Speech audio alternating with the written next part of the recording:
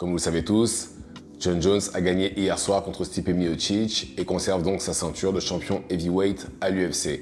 Il a gagné par arrêt de l'arbitre au 3e round. Et bien entendu, il y a eu une interview après le combat dans laquelle il a déclaré que éventuellement il n'irait pas à la retraite et qu'il irait s'asseoir avec l'UFC et ses managers de façon à négocier quelque chose. Il n'a pas précisé contre qui, mais il y a deux noms qui sont très probables.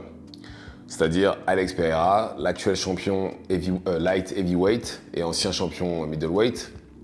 Et ensuite, il y a Thomas Spinal, qui est le champion par intérim de l'UFC dans la catégorie heavyweight et qui normalement aurait déjà dû combattre Jon Jones. Mais Jon Jones a choisi Stipe Miocic pour ce combat-là. Ce qui est, on va dire, bon, même si je ne cautionne pas, hein, bien entendu, mais je comprends parce que là, c'est un combat légende contre légende. Et là, il a battu justement celui qui est considéré comme le plus grand heavyweight de l'UFC de tous les temps, en la personne de Stipe Miocic. Et en conférence de presse, justement, il a parlé de son futur. Et bien entendu, on lui a reposé la question par rapport à Thomas Spinal. Il ne faut pas oublier que durant toute la semaine et même depuis un moment, quand Jon Jones parle de Thomas Spinal, c'est plutôt irrespectueux, pour être honnête. Oui, Thomas Spinal, il n'a rien fait, c'est personne, il ne mérite pas de combattre contre moi, etc. etc. Il est champion par intérim. Et en plus de ça, quand Jon Jones était à ce stade-là et Thomas Spinal au même stade, Thomas Spinal a plus de victoires et plus de finish. Donc bon. Enfin bref. Et on lui a reposé la question et il a clairement dit que il est prêt à négocier avec l'UFC, mais il faut qu'il lui donne une somme énorme, de façon à ce que qu'il gagne ou qu'il perde, ça ne change rien. Donc, ça en dit long justement sur ce qu'il pense de Thomas Spinal. Parce que, bon, bien entendu, hein, j'estime que vu que depuis le temps que Tom Jones, depuis que Jon Jones est à l'UFC, le fait qu'il soit invaincu, le fait qu'il soit champion de catégorie, etc., il mérite d'avoir beaucoup d'argent, ça c'est compréhensible. Et en plus de ça, c'est l'une des personnes qui vend le plus de pay-per-view et de sièges à l'UFC donc. Et en plus de ça, si un combat contre Thomas Spinal, c'est un combat où il y a beaucoup de demandes, donc c'est justifié qu'il demande beaucoup d'argent. Pour moi, c'est tout à fait normal.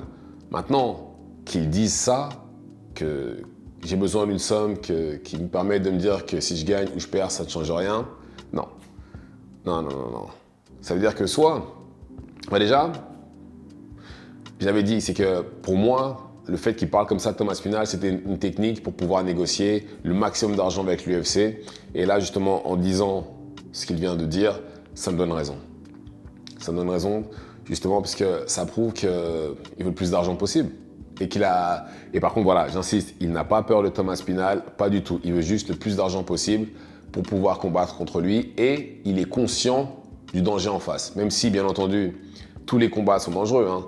Ça reste du MMA, ça reste un sport de combat, ce n'est pas une science exacte et tout peut arriver. Mais il est conscient du danger que représente Thomas Spinal et pour ça, il se dit, quitte à me retrouver dans une situation difficile et ou éventuellement perdre, je préfère prendre le plus d'argent possible. Sachant qu'il a 37 ans, ça pourrait éventuellement être son dernier combat, je peux comprendre. Mais voilà. Est-ce que le combat va avoir lieu?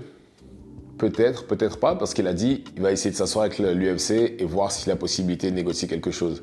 Maintenant, s'il demande, je sais pas, 30-40 millions pour combattre Thomas Spinal, là, faut oublier. Là, c'est sûr qu'il ira à la retraite. Là, je pense pas que l'UFC va le payer autant, parce que celui qui a les records à l'UFC en termes de pay-per-view, c'est Conor McGregor, et il prend pas 40 millions pour combattre à l'UFC. Il doit prendre peut-être 10, 15, voire même 20 éventuellement, mais 30, 40, non. Jamais l'UFC ne paiera. Je pense que même l'UFC, je ne sais pas combien de temps ça va durer, hein, je ne suis pas devin, mais je pense que jamais ils ne paieront quelqu'un autant d'argent. Jamais.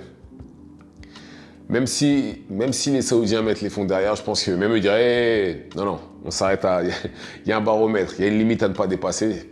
Parce que je pense qu'ils doivent se dire non, si on les paye tous comme ça, ils vont tous demander des sommes astronomiques. Donc on va mettre une limite à ce qu'on est prêt à payer les combattants. Donc, est-ce que le combat va arriver? 50-50. Ça va dépendre de l'offre de l'UFC et des attentes de Jon Jones. Parce que je pense que Thomas Spinal, à ce stade-là, tout ce qu'il veut, c'est combattre. Tout ce qu'il veut, c'est se retrouver dans la cage avec Jon Jones et éventuellement pouvoir le battre. Après, quand on regarde le combat en soi, est-ce que Thomas Spinal a ses chances? Tout à fait. Tout à fait, parce que, alors comme j'ai dit dans ma précédente vidéo par rapport au combat, autant la technique, il n'y a pas à dire Jon Jones toujours au point. Ça, il n'y a pas à dire, je pense que ça, le fight IQ, ces trucs-là, ça bouge pas, il est toujours là.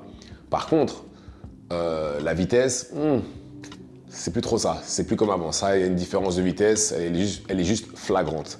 Maintenant, c'est tout à fait normal, il est monté de catégorie, il a pris du poids, il a pris de l'âge, il a été inactif pendant un moment, donc tous ces facteurs-là font que, bien entendu, la vitesse ne soit plus la même. Sachant qu'en plus, je crois même que la vitesse, c'est le premier truc qui part chez un combattant. Ouais, c'est peut-être le premier truc qui part. C'est pas les réflexes, c'est peut-être la vitesse. Et ben là, on l'a vu. Par contre, la technique, rien à dire. Toujours au point. Et bon, après, je sais que c'est pas le même style de combattant, mais je me dis que si Stipe, qui lui avait perdu encore plus, que Jon Jones a réussi à le toucher alors qu'il est encore plus long que Jon Jones, je vois pas comment Thomas Spinal n'arriverait pas à le toucher. Je vois pas. Donc, tout ça pour dire que voilà, je pense que le combat, ce serait difficile pour les deux. Je pense que ce ne serait pas une promenade de santé ni pour l'un ni pour l'autre, peu importe qui gagne. Parce que là, il y a des choses qui font que l'un peut gagner et l'autre aussi. Mais voilà, tous ceux qui disent oui, mais Jon Jones, il roule sur Aspinal, je suis pas sûr. Et l'autre côté Aspinal, pareil. Parce que là, Jon Jones, ce serait l'adversaire le plus fort de sa carrière. S'il était amené à affronter Jon Jones, ce serait la personne la plus forte de sa carrière. Est-ce qu'il a déjà vu des combattants comme Aspinal? C'est possible, vu qu'il a quand même affronté absolument tout le monde. Mais maintenant, on parle de Jon Jones qui a 37, 38 ans, période d'inactivité, qui a pris du poids, qui commence à perdre sa vitesse, etc. C'est plus Jon Jones d'il y a 15 ans. C'est plus Jon Jones qui a tabassé les Machida, Shogun, etc. C'est plus lui. Donc voilà. Mais en tout cas, il reste quand même dangereux pour absolument tout le monde dans sa catégorie, ça c'est clair et net. Maintenant, est-ce que le combat aura lieu? Bonne question. Donc voilà, dites-moi ce que vous en pensez dans les commentaires, activez la cloche de façon à être tenu au courant quand je posterai de nouvelles vidéos et c'est tout pour moi, ciao ciao.